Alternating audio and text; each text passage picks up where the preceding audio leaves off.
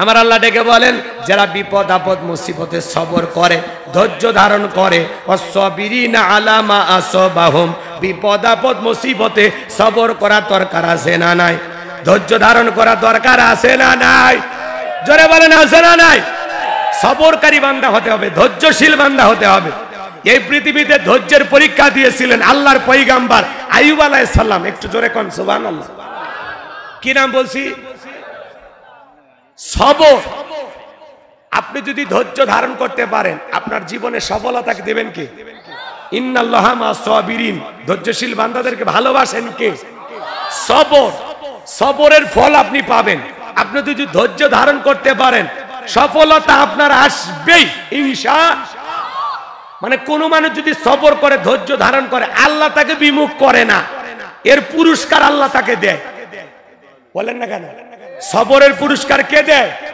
আরো জোরে বলেন কে দেয় তাহলে এই একটু খেয়াল করেন ওয়াসসাবিরিনা আলা মা আসাবাহুম মুমিন জীবনের সবচেয়ে গুরুত্বপূর্ণ একটা পয়েন্ট হলো সবর ধৈর্য ধারণ করা কথা বলেন না কেন একটু মনোযোগ দিবেন এদিকে খেয়াল করেন আল্লাহর পয়গম্বর আইয়ুব আলাইহিস সালাম কতটা সবরকারী এবং ধৈর্যশীল পয়গম্বর ছিলেন একটু খেয়াল করেন পয়গম্বরের টাকা পয়সা সোনা দানা কোনো কিছুর অভাব নাই তারপরে সব সময় জবান দিয়ে জিকির করেন কার আর একটু জোরে বলেন কার শয়তান একদিন আল্লাহ তাআলাকে ডেকে বলেন আল্লাহ আইয়ুব আলাইহিস সালামের সবকিছু আছে তার টাকা পয়সা ধন দৌলত ক্ষেত খামার কোনো কিছুর অভাব নাই বিবি সন্তান এই জন্য বসে বসে আপনার জিকির করে এগুলো যদি কেড়ে নেওয়া হয় আপনার পয়গম্বর আইয়ুব আপনাকে ভুলে যাবে জোরে বলা যাবে না নাউজুবিল্লাহ আমার ভাইয়েরা এই কথা যখন শয়তান বললেন আমার আল্লাহ ডেকে বলে শয়তান রে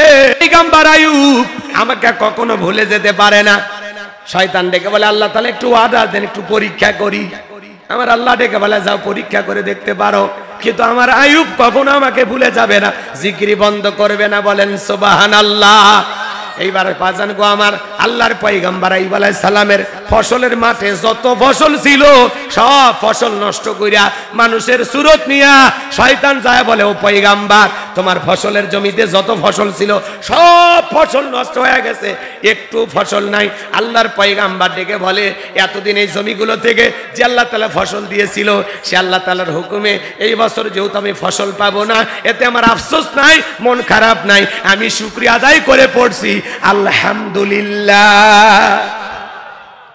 ফসল নষ্ট হয়ে গেছে তারপরে কি বলে কথা কয় না আর আপনি আমি জমির ধান পাইকে গেছে বোঝেন তো ভাষা বোঝেন না আমার ভাষা বোঝেন না জমির ধান কি হয়েছে পাইকে গেছে আপনি হয়তোবা 2 দিন পর কামলা দিয়া বা কৃষিক্ষেত্রে লোক লাগাইয়া এই ধানগুলো কেটে বাড়িতে নিয়ে আসবেন কিন্তু ঠিক আল্লাহর কাছে দোয়া করে বলতেছেন আল্লাহ একটু জমির ধানগুলো যেন খাড়া থাকে আপনি যেদিন কামলা লাগাবেন তার আগের দিন মাঠে লোক লাগাবেন তার আগের দিন একটু হালকা বৃষ্টি হইয়া একটু হালকা ঝড় তুফান হইয়া জমির ধানগুলো পড়ে গেছে আপনি সকালবেলা ফজরের নামাজ পড়িয়া জমিতে যায় দেখেন খাড়া ধান কি হয়ে গেছে পড়ে গেছে শুয়ে আছে এই দৃশ্য থেকে মাথার টুপি খুলে বলে আল্লাহ এটা একটা কাম করলে কথা কয় না এরকম মুসলমান আছে না নাই আচ্ছা বলেন তো ঝড় তুফানে আপনার জমির ধান যদি 2-1 মণ পড়েও যায় ঝড় তুফানে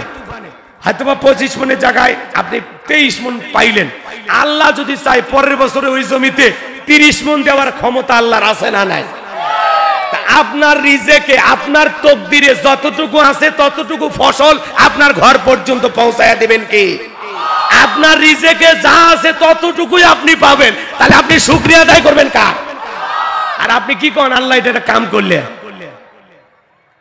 কি সবরকারী হওয়া যাবে তো খালি ওয়াজ এমনি গল্প করতেছি না এখান থেকে শিক্ষা আছে না নাই ওয়াসসাবিরিনা আলা মা আসাবাহুম বিপদ আপদ মুসিবতে সবর করা লাগবে ধৈর্য ধারণ করা লাগবে কথা বলে ঠিক কি না তাহলে ফসলের জমির যদি একটু 19-20 হয়ে যায় তারপরেও কি আলহামদুলিল্লাহ আল্লাহ আমার রিজেকে যা আছে আমি তাই পাবো কথা কোন ঠিক কি না এরপরে শুনেন তাহলে আমার রিজেক যতটুকু আল্লাহ তাআলা ফসলের জমি থেকে ঘর পর্যন্ত পৌঁছায় দিবেন ততটুকুই আমার প্রাপ্য ছিল 2-1 দানা যদি নষ্ট হয়ে যায় 2-1 মণ যদি জমিতে পড়ে যায় ওটা আমার রিজেকে ছিল আর ওইটা নিয়ে আমি কখনো আফসোস করব মনে থাকবে তো ইনশাআল্লাহ, সেটা যে কোনো ফসলের ক্ষেত্রে হোক, ঠিক আছে তো?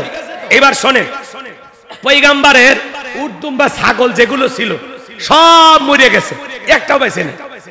এরপরে আইসা বলে রাখালের সুরত নিয়ে, ও পয়গম্বর, উট দুম্বা ছাগল যা ছিল সব তো শেষ, একটা বেঁচে নেই। পয়গম্বর ডেকে বলে, এতদিন এগুলো থেকে আল্লাহ তাআলা অনেক উপকার নেওয়ার সুযোগ আমাকে করে দিয়েছে, এগুলো মারা গেছে, আমার কোনো আফসোস নাই, এজন্য আমি মন খুনুন না, আমার মনটা খারাপও না, আমি আল্লাহর শুকরিয়া আদায় করে পড়ছি আলহামদুলিল্লাহ। একটু জোরে বলেন, কি বলেছে? আর আমরা একটা ছাগলের বাচ্চা মারা গেলে 3 দিন শোক পালন করি, কথা কয় না? আমার গ্রামের এক লোক গরুর বাছুর হইয়াই মারা গেছে, বোঝেন তো নাকি? গাভীর পেট থেকে কি বের হয়? বাছুর। ওই বাছুরটা হইয়া কি হয়েছে? মারা গেছে। চাচা লঙ্গি কোন জায়গা তুলে দৌড়াচ্ছে আমি আর ওটা বললাম না, আপনারা বুঝে নেন, কথা বুঝছেন? একেবারে চাচা বর্ডারত লঙ্গি তুলছে, তুলে যাইতেছে, আমি তখন বলে চাচা মিয়া কই জান এইভাবে? তখন বলতেছে সেই কথা বলিস না বাবা, আল্লাহর চোখ নেই।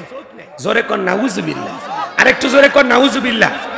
আমি তখন বলে চাচা মিয়া ঘটনা কি হয়েছে খুইলা কোন তো? তখন বলতেছে আমার গাভীর বাছুর হয়েই মারা গেছে।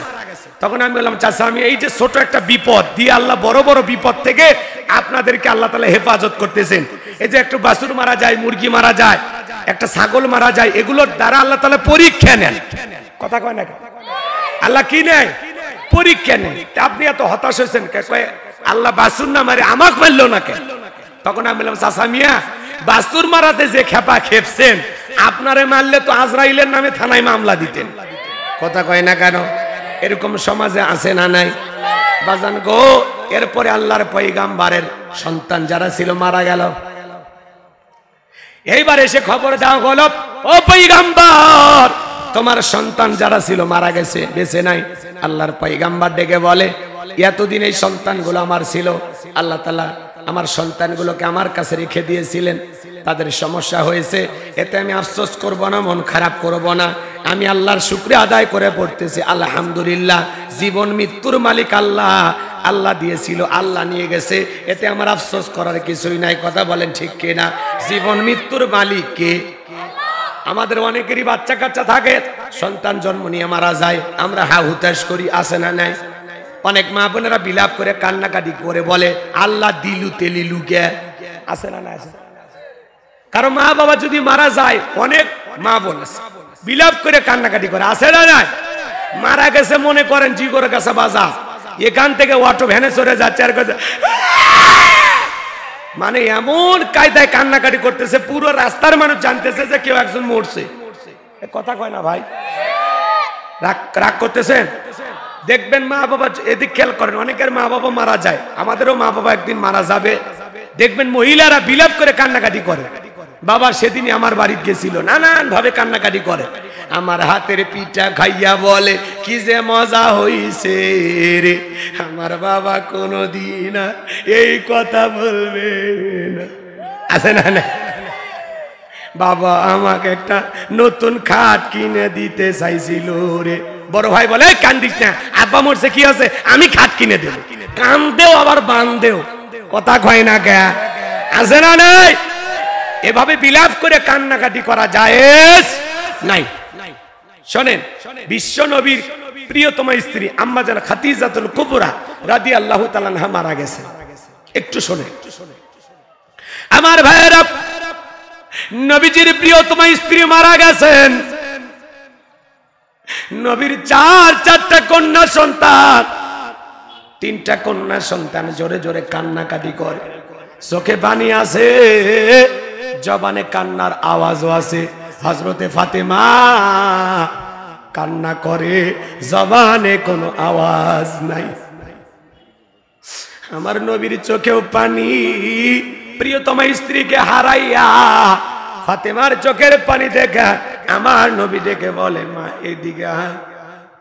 ফাতেমাকে ইশারা দিয়ে কাছে ডাকলেন, ডাকার পরে জিজ্ঞাসা করেন মা আমার 3টা মেয়ে কান্নাকাটি করে, ওদের কান্নার আওয়াজ শোনা যায়, তুমি কান্না করছো মা, তোমার কণ্ঠে কোনো আওয়াজ নাই।